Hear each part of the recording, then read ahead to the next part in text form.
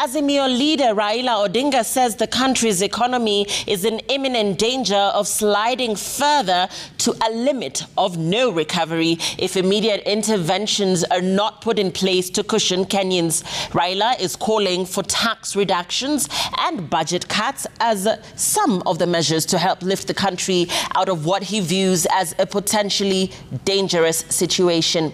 Wiper Democratic Party leader Kalonzo Musyoka, who accompanied Raila to a conference on Kenya's role in geopolitics by the pro-democracy organization Conrad Adenauer Seftsang, says harsh taxes place a burden on Kenyans, pointing out that no single country in the world can prosper and develop as a result of overtaxing citizens. Seth Olale kicks off our bulletin with the latest opposition insights on the state of the nation. A day after President William Ruto, during his State of the Nation address, assured citizens that the economy is stable and gliding towards an upward trajectory, Azimio Leader Raila Odinga warned that mistakes on critical aspects of governance by the Ruto administration will see the economy collapse to a point of no recovery. The country is going through a recipe of policy mistakes, failures, and shortcomings served in an authoritarian, paternalistic leadership style. We fear that consequences of the foundation laid in the first year of this administration could linger for years if nothing is done. This bad situation could easily get out of hand. And the former Vice President. The opposition leader, who was the chief guest during the Conrad Adenauer conference on Kenya's role in geopolitics, stating that the increasing cost of living can only be addressed through reduction of taxes and not overtaxing Kenyans.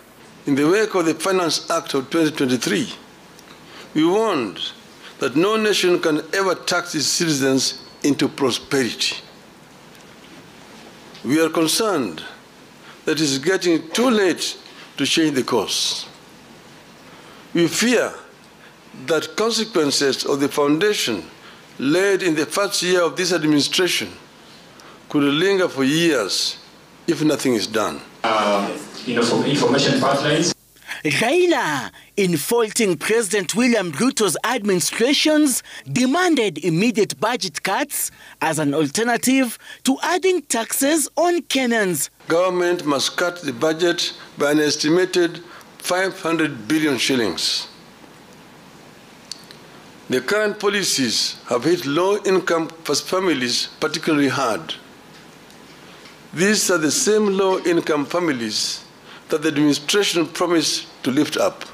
I'd like to hear from Honorable Karobia. The opposition leader, citing corruption, ministerial duplication of roles, and external borrowing for loan repayment as major setbacks towards stimulating economic growth. We warned at the beginning that beyond a certain point, increasing taxes leads to lower collection. It has become real as Kenya Revenue Authority misses one revenue target after another.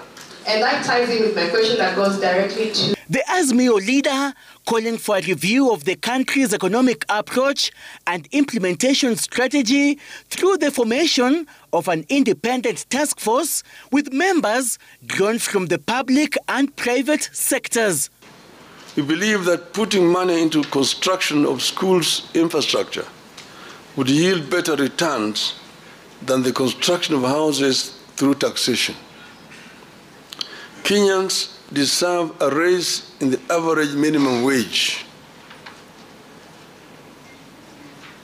We should also stop mismanagement of public finances. Wiper leader Kalonzo Musyoka criticizing President Ruto's administration for what he described as harsh taxation of Kenyans, which he termed a burden, saying no single country in the world can prosper and develop as a result of overtaxing citizens.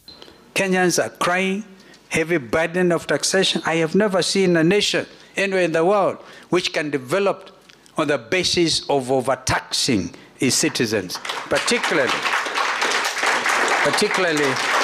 during such economic realities.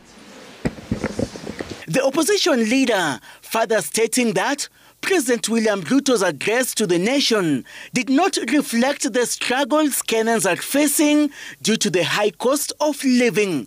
Seth Olale, Citizen TV.